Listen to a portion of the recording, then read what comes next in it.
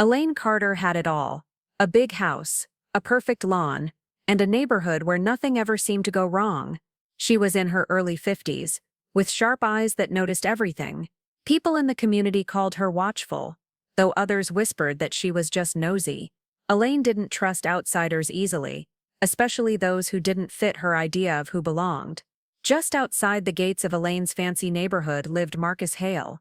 At 27, Marcus was a quiet man with a kind smile. He worked as a middle school teacher and loved helping kids see the best in themselves. Every morning before school started, he would jog through the nearby neighborhoods to clear his head. It helped him deal with the stress of the world and gave him peace. Marcus had been a track star in college, and running still made him feel free. Officer Daniels had been working in the area for over 15 years. Everyone knew him as fair and calm, the kind of officer who listened before acting. He had seen a lot in his time, but he still believed in doing what was right, even when it wasn't easy. And then there was Alyssa Carter, Elaine's 16-year-old daughter. Alyssa was smart and quiet, the opposite of her mother in many ways. While Elaine was quick to speak, Alyssa was quick to observe. For weeks, Alyssa had been working on a secret school project, a short film about social injustice and how people treat others based on skin color. She carried her camera everywhere, hoping to catch real moments, honest ones. She didn't know her biggest moment was about to happen, right on her own street. It was a quiet Saturday morning. The sky was clear, and birds chirped in the trees that lined the streets of Willow Creek Estates. Marcus Hale laced up his running shoes and stepped outside, just like he did every weekend. With his earbuds in and a hoodie pulled over his head, he began his usual route.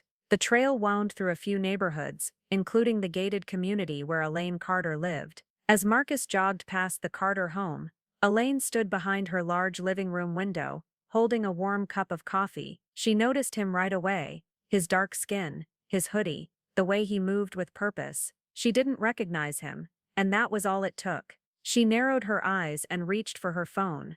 Alyssa was upstairs, filming a voiceover for her school project, when she noticed her mom standing stiffly by the window. Curious, she grabbed her camera and peeked around the corner. Down the block, Marcus stopped to stretch near a tree. To Elaine, that looked suspicious. She dialed 911. "Yes, I'd like to report a suspicious person," she said. "There's a man, possibly casing homes. He looks like he doesn't belong here." Alyssa froze. She had heard her mom say things like this before, but this time, she had it on camera. Within minutes, a police car rolled into the neighborhood. Officer Daniels stepped out. He had seen Marcus jogging before, but today he had no choice. There was a call to respond to. He approached Marcus carefully, asking him to stop. Marcus was confused, winded from his run. He pulled out his earbuds. "Is something wrong, officer?" "There was a report. I need to ask you a few questions," Daniels said gently, though he already doubted the call's truth. Alyssa recorded from behind a hedge, heart pounding. She captured everything: Marcus's confused face, her mother watching from the window, and Daniels's voice growing more apologetic as he realized the truth. Marcus showed his ID, explained he lived nearby, and taught school just a few blocks away. Officer Daniels let him go with a soft apology. Marcus jogged off, his mood ruined. Elaine smiled, proud that she had kept her neighborhood safe, but what she didn't know was that her daughter had just recorded the whole thing, from beginning to end, and that video would change everything. It all happened on a Saturday morning, the kind that felt too quiet to expect trouble. The sun had just come up, casting a soft gold glow over the houses of Willow Creek Estates. The lawns were still wet with dew, and sprinklers ticked in steady rhythms. Marcus woke up early, like he always did on weekends. It was his time to think, to clear his head before dealing with lesson plans, or bills, or the news. He slipped into his usual jogging clothes, grabbed his water bottle, and stepped out into the fresh morning air. His music played softly in his ears as he began his run. A few miles in, he turned into the gated neighborhood. He liked that part of his route. It was quiet, the trees were tall, and the sidewalks were smooth.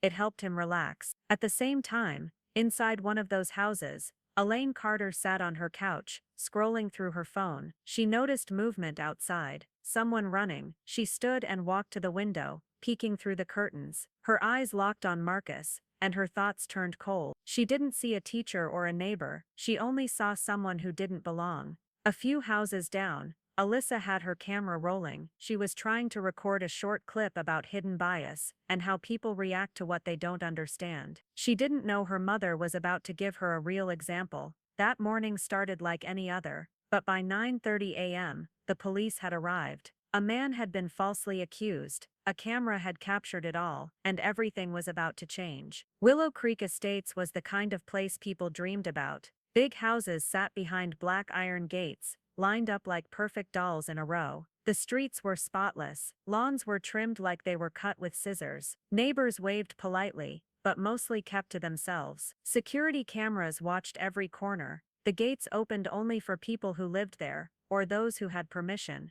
It was a place built on comfort and control. It looked safe. It felt quiet. But that peace came with a cost: fear of the unfamiliar. Most of the people who lived there looked the same: white, wealthy, protected. Outsiders were noticed right away. Marcus didn't live in Willow Creek. He lived just outside the gates, in a smaller but nice neighborhood. He was proud of his place. He had worked hard for it, but he wasn't seen the same way as the people behind the gates. He ran through Willow Creek often, using the public jogging trail that cut through the neighborhood. Technically anyone could use it. But people like Elaine didn't like that. They liked knowing everyone who came and went. When someone different showed up, even just to run, they saw it as a threat. From her window, Elaine had a perfect view of the trail. That morning, her fear of what she didn't understand became stronger than her sense of truth. She made a call that changed everything, not because something bad had happened, but because she believed something might. A neighborhood that looked peaceful on the outside was hiding something much darker underneath. And Alyssa had just captured it all, on camera. Elaine Carter didn't think she was a bad person. She gave to charity. She baked cookies for the school fundraiser. She even smiled at the delivery drivers when they dropped off her packages. But deep inside there were fears she never talked about. Fears that had been planted long ago. Elaine grew up in a small town where people stuck to their own kind. Her parents never said the word racist, but their actions spoke loud enough. If someone who looked different moved into the neighborhood, there were whispers. If something went wrong, people quickly found someone to blame, usually someone who didn't look like them. As a child, Elaine didn't question it. That was just how life was. As she grew older, the world around her changed. More voices called for equality. More people stood up against hate. But Elaine stayed in her bubble. She didn't talk to many people who weren't like her. She didn't need to. Her world was neat and safe. When she saw Marcus jogging that morning, her mind didn't see a young teacher trying to stay healthy. She saw danger, because that's what she had been taught to see.